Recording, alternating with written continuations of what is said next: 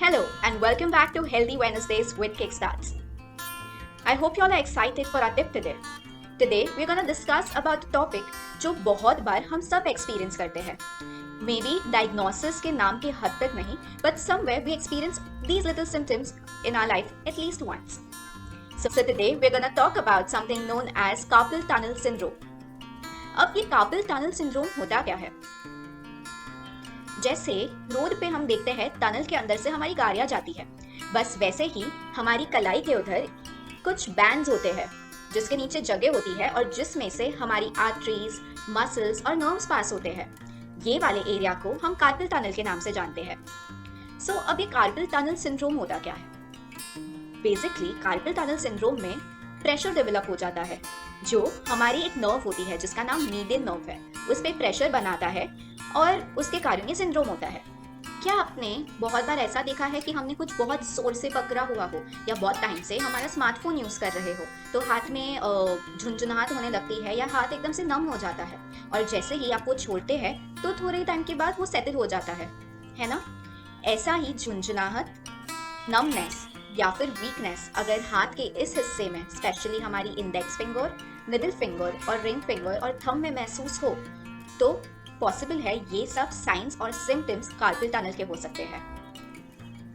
ये प्रेशर कई चीज़ों से डेवलप हो सकता है, जैसे कोई भी हमारी स्वेलिंग हो वो एरिया में या फिर आर्थराइटिस के कारण या नर्व कंडीशन हो जैसे डायबिटीज़ या नर्व डैमेज हो गया हो उसके कारण भी वो प्रेशर डेवलप हो सकता है. पर अक्सर ये देखा गया है कि काम के कारण हम जिस तरीके से काम करते हैं उसके कारण ये प्रेशर डेवलप होता है और हमें कार्पल टनल सिंड्रोम हो जाता है.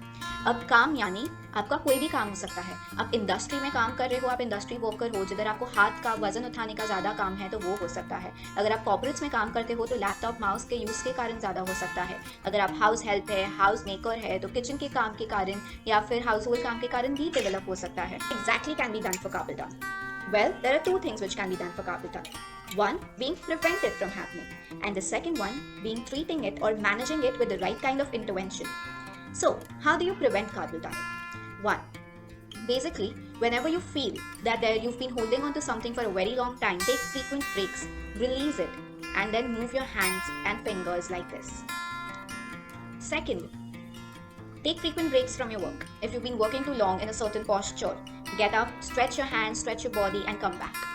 While working, take a look as to how are you working. Are you applying any kind of extra pressure on any of your body parts, especially your wrist? If so, then be attentive and release it whenever you realize that you're applying the pressure. अगर आपको ऐसा लगता है कि ठंड में आपके हाथ में ज़्यादा पेन होता है या फिर स्टिफनेस आ जाती है, अब ठंड नेचुरल ठंड हो सकती है या मैन मेड जैसे एसी के कारण हो सकती है, तो ये देखिए ऐसे ग्लव्स आते हैं जिसको हम फिंगरलेस ग्लव्स बोलते हैं. इसको पहन के भी आप काम कर सकते हैं. इससे ये आपके हाथ को वार्म रखेगा और वो पेन और स्टिफनेस से बचाएगा. अब ये प्रिवेंशन में हमें और क्या करना चाहिए? We should inculcate certain stretches whether you have the pain or you don't have the pain. Pain आने में ज़्यादा समय नहीं लगता पर उसको सहने में बहुत ताकत जाती है. So prevention is always better than cure. I am now here going to demonstrate certain stretches which you can practice every 20-30 minutes when you take a break from any kind of work. तो हमें क्या करना है? हाथ को सीधा करना है, कलाई से हाथ को ऊपर, कलाई से हाथ को नीचे, फिर ऊपर लाके हमें हाथ को ऐसे नीचे स्ट्रेच करना है और नीचे स्ट्रेच करना है. हर एक स्ट्रेच को आप 10 सेकंड तक रोकिए और ऐसे 5 बार कीजिए. फिर आप हाथ एक तरफ और एक तरफ ऐसे ऐसे जैसे हम बाय बोलते हैं और हाई बोलते हैं ऐसे करना है. फिर मुट्ठी बंद करके आप कलाई को ऐसे रोटेट कर सकते हैं 10 times clockwise and 10 times anti clockwise. उसके बाद बहुत टाइम तक जैसे आपने माउस या फिर बेलन या पेन अगर आप स्टूडेंट हो लिख रहे हैं पकड़ा हुआ है तो नीचे रखिए और फिर सिंपली क्लोज ओपन आपको ये करना है. ये सब स्ट्रेचेस हमें आते हैं, हमको खाली उनको कॉन्शियसली हमारे रूटीन में फिट करना है. अगर आप हर हाफ एन आवर 1 घंटे में भी ये करें तो आपको महसूस होगा कि आपके हाथ में पेन, स्टिफनेस या वो 3 घंटे के बाद जो अकर आती है वो कम हो गई है. अब आते हैं कि अगर आपको कार्पल टनल डायग्नोस हुआ है तो क्या कर सकते हैं. सबसे पहले कार्पल टनल डायग्नोस कौन करता है और कैसे करता है? कोई भी प्राइमरी फिजिशियन, न्यूरोसर्जन न्यूरोलॉजिस्ट या ऑर्थोपेडिशियन ये डायग्नोसिस कर सकता है। उसमें वो आपको सर्टेन टेस्ट बोलेंगे करने को या एक्सरे होगा, एंड उससे वो लोग कंक्लूजन पाएंगे कि आपको कार्पल टनल सिंड्रोम है या नहीं है। ये सब डॉक्टर्स हमारे किकस्टार्ट ई क्लिनिक के प्लेटफॉर्म पर अवेलेबल है। नेक्स्ट, डायग्नोसिस होने के बाद क्या? इसके दो ऑप्शंस होते हैं। आपके डॉक्टर आपको सलाह देंगे, या तो आप नॉन सर्जिकल यानी कंजर्वेटिवली इसको मैनेज कर सकते हैं, या फिर अगर बहुत ज़्यादा प्रेशर डेवलप हो गया है तो उसको रिलीज करने के लिए सर्जिकल मैनेजमेंट लगता है। अब सर्जिकल मैनेजमेंट एंडोस्कोपिकली या ओपनली हो सकता है, ये आपके डॉक्टर का कॉल है। Conservatively, first of all we give the rest. Rest सबसे इंपॉर्टेंट है, एंड पेन कंट्रोल करने के लिए you might be advised for some pain subsidizing medicines. Rest देने के लिए हम एक तरह का पत्ता बनाते हैं जिसे स्प्लिंट कहते हैं। आप देख पाएंगे कि ऐसा एक रिस्ट स्प्लिंट आपके ऊपर कस्टमाइजली फैब्रिकेट होता है। इसके लिए आप कोई भी ऑक्यूपेशनल थेरेपिस्ट के पास जाके ये रिस्ट स्प्लिंट फैब्रिकेट करवा सकते हैं। ये जब आपके हिसाब से डिजाइन होगा तो आपको हर्ट नहीं करेगा।